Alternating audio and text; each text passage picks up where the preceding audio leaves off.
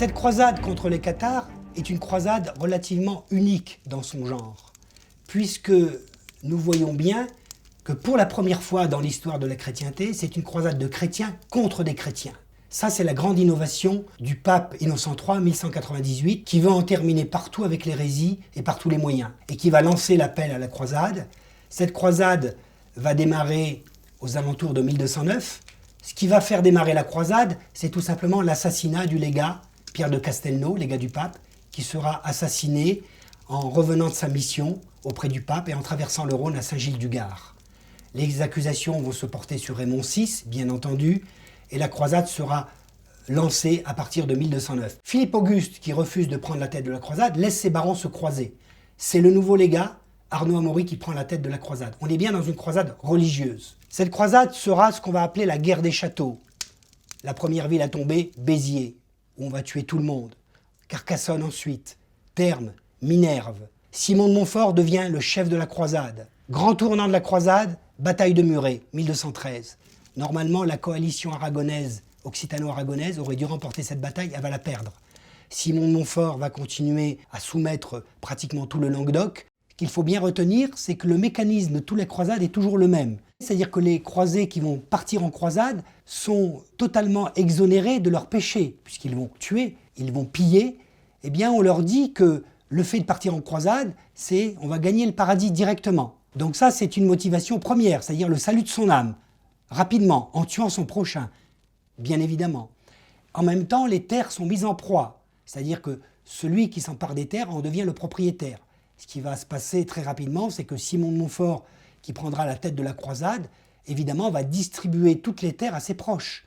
Mirepoix à Guy de Lévis, le Kercorbe aux Bruyères, ce qui fait que très rapidement, la papauté va se retrouver avec des seigneurs qui sont à sa botte, des seigneurs qui sont catholiques romains, totalement. Et donc, très rapidement, eh bien, le catharisme va être éliminé de ces terres, il sera obligé de se mettre en veilleuse, d'être dans la clandestinité. Et c'est ce qui va se passer après le traité de Mauparis. N'oublions pas non plus que la croisade, lorsque chaque lieu est pris par les croisés, eh bien, lorsqu'on trouve des cathares, parfaits ou parfaites, généralement on leur demande de renier leur foi, ce qu'ils font rarement, et ils sont brûlés.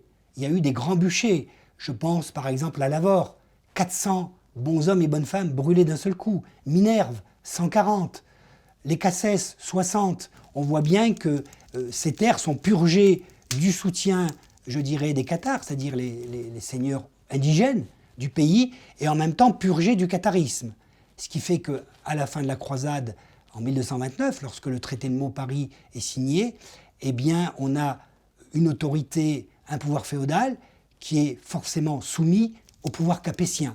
Les seigneurs qui refusent deviennent, soit s'exilent, soit deviennent des fameux faïdites, ceux qui vont prendre le maquis, qui vont résister quelques années, mais ils ne pourront pas résister éternellement. Très rapidement, on voit bien qu'ils vont disparaître. Cette croisade a entraîné un véritable séisme au sein de l'Occitanie. Presque 20 ans de croisade. Un pays totalement dévasté, exsangue, et en même temps, une véritable guerre civile, puisque dans certaines familles, eh bien, il a fallu que les gens se positionnent.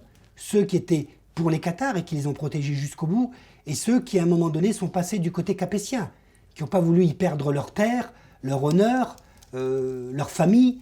Donc forcément, ça a été un véritable séisme, donc une guerre civile dans certaines familles. Donc le pays, eh bien, il est totalement dévasté.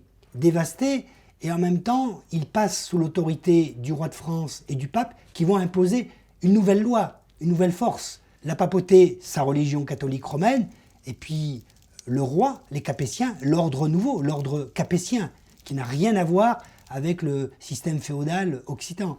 Donc c'est véritablement une nouvelle page d'histoire qui va se tourner, mais le pays aura du mal à l'accepter, puisqu'on verra qu'il y aura encore des résistances. Il y aura les faïdites qui vont prendre le maquis, il y aura le catharisme qui va encore résister un siècle.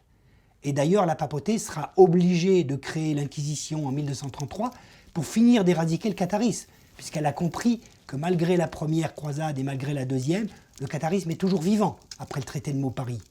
Tellement bien vivant qu'on va créer même l'évêché du Razès en 1226. Ce qui prouve que cette église, malgré les bûchers, durant la croisade, elle est toujours là. Elle a un soutien, elle a un réseau, et donc le nouveau pape va créer officiellement l'Inquisition en 1233. Elle fonctionnait déjà bien avant, officieusement. Et c'est elle qui va terminer le travail, qui va mettre un siècle.